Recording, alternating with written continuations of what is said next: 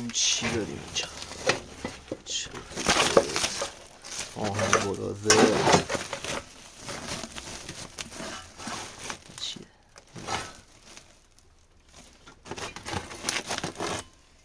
خب یه چاقو خفن. خب ما الان با این آهن میخوایم یه چاقو درست کنیم. بعد از کجا بفهمیم که جنس خوبیه برای چاقو درست کردن؟ بعد یه نخی، یه سیمی، یه چیز نازک، فرق نداره چی باشه، اینو ازش آویزون میکنیم. بعد با یه وسیله بهش یه ضربه میزنیم.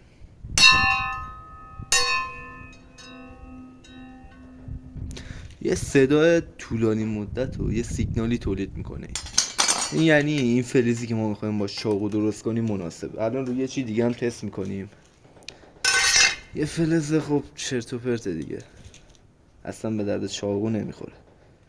یه جا باید آویزونش کنیم، یه ضربه بهش بزنیم، ببینیم چه صدایی میده. هیچ سیگنال و صوتی نداره، اصلا به درد نمیخوره برای چاقو. خب بریم برای ادامه ویدیو. خب آقا من طرح این چاقویی که الان عکسشم براتون میذارم و کشیدم. اینو ما باید روی کاغذ بکشیم، بذاریم رو ورقه‌ای که میخوایم روش چاقو رو درست کنیم. دقیقا یه همچین چیزی میشه. اینو با چسب شیشه وصل میکنیم به اینجا. بعد میریم که طرحش رو با سنگ فلز ضریب. بعد اگه شما هم با این صفحه آتیشی میخواید درست کنید، یه موضوعی داره. این صفحه رو اگه بخوای مستقیم اینطوری، یعنی اینو که میذاری مستقیم با سنگ فلز اینطوری ببری بری جلو، میشکنه در جا دیگه، به درد نمیخوره. یه موضوعی داره که اینو بعد این طرح رو روش برید. یعنی چجوری بهتون بگم؟ مثلا به جای اینکه یه دفعه از اینجا سوراخ کنید برید جلو، همینطوری لایه لایه هی آروم آروم از روش در بیارید با سنگ فلز. که میریم الان ببینیم که براتون در میارم. شما همینطوری روی این صفحه ها میخواید انجام بدید، همینطوری باشه جوابه. رو صفحه های دیگه امکان داره که همون طور عادی برید، هیچ بلایی سرش نیاد و بتونید در بیارید. خب بریم که ببریم. خب آقا بریم برای برشش. ببینیم چیکار میکنیم. گفتم که فقط باید خط بندازید. طرح اولیه‌مون در اومد توش. ما بعد این دور طرح رو در بیاریم. بعدش دوباره میریم برای ظریف کاری طرح. حالا باید همونطوری که گفتم برششو بزنیم.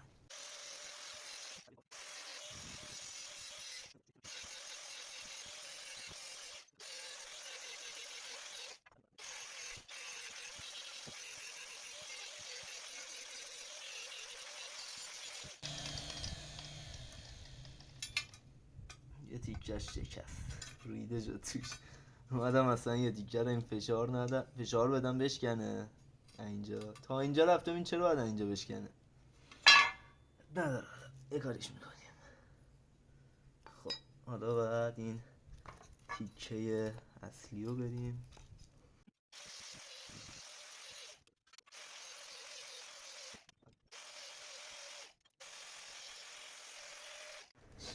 خب حالا بریم این بخشش رو در بیاریم. اینو اینجوری باید نگرش داریم با فرز کاراشو بکن.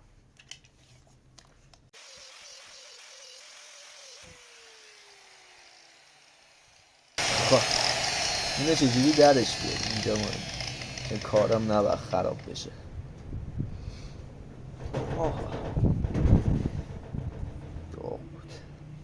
خب چیکارش کنیم؟ دستمو ببین. این تیکه رو چون مهم نیست داغ کردم، چون این یه تیکه رو قرار بکنیم، اگه نه اونم بعد این بقیه بخشا آروم میاد. حالا دستم اونقدر مهم نیست، این تیغه مهمه که نسوزه اصلا. خب اینو چجوری در بیاریم؟ همینطوری. Oh my God!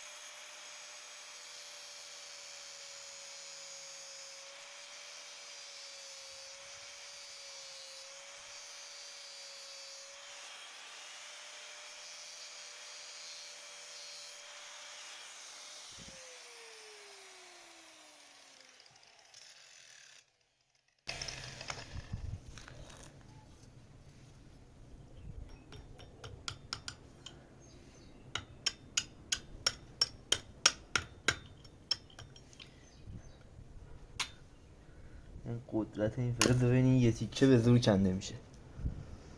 خب بریم برای این بر.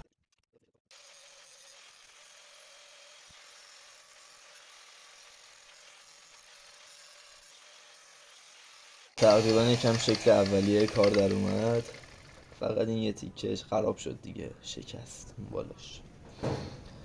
خب حالا من یه طرح رو نگاه کنم دوباره تا ادامه ویدیو ببینیم چی میشه. چیز قشنگی شد تا این الان اگه اینو یه سیم آویزون کنیم یه صدا قشنگی میده. حالا سیم که اینجا نیست ولی چوب هست. چوب هم از شانس خشکه رید. دیگه چی هست؟ علف.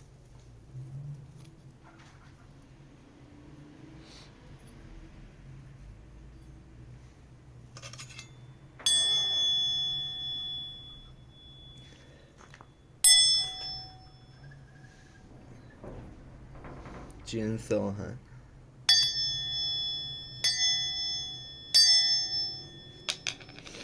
خب این در اومد تمام. بریم مرحله بعدی. خب این بالاش به خاطر اینکه شکست ما باید درستش کنیم. بعد دوباره یه حالت گردتوری اینو درش بیاریم. خب از اینجا یه دقیقه صبر کنید من دوربین رو درست کنم.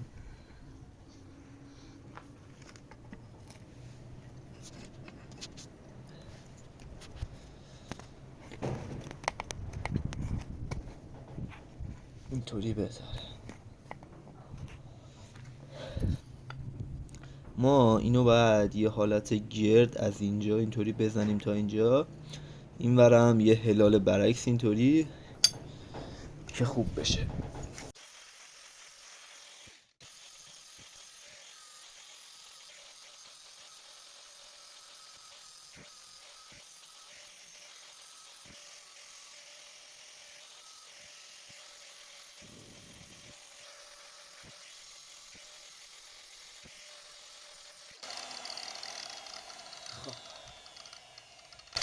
تقریبا اوکیه دیگه، تمام.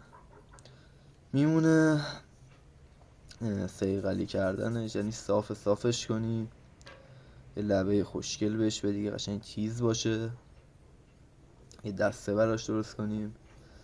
ولی تا الان هم چیز قشنگی شد. بریم حالا یکم لبه‌شو درست کنیم.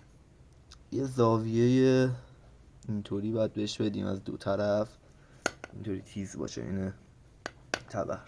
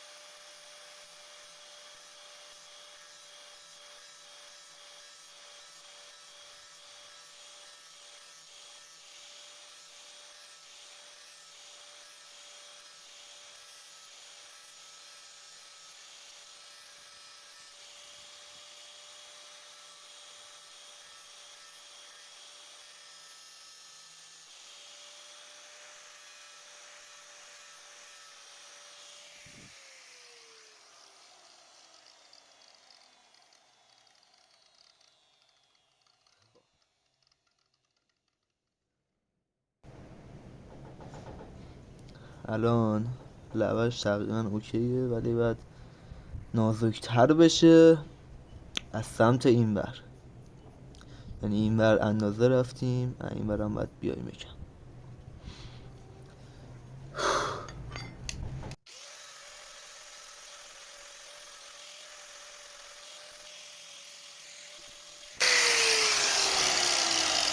لبه دادم بهش بعد یه زاویه خاصی داشته باشه. من الان دستم خسته شده، سخت میتونم لبه بدم بهش. از این سمت و خیلی بیشتر بریم. خب یه ذره دستم استراحت کنه دوباره بریم. تا فعلا یه نگاه بهش بکنید چجوری شد. حالا این یه دستم بیاد سمتش یه تبر کوچولو خوشگل میشه و خیلی هم تیز. اگه قشنگ بهش لبه بدیم و خیلی روش کار کنیم حتی میتونه این تیغ مو هم بزنه.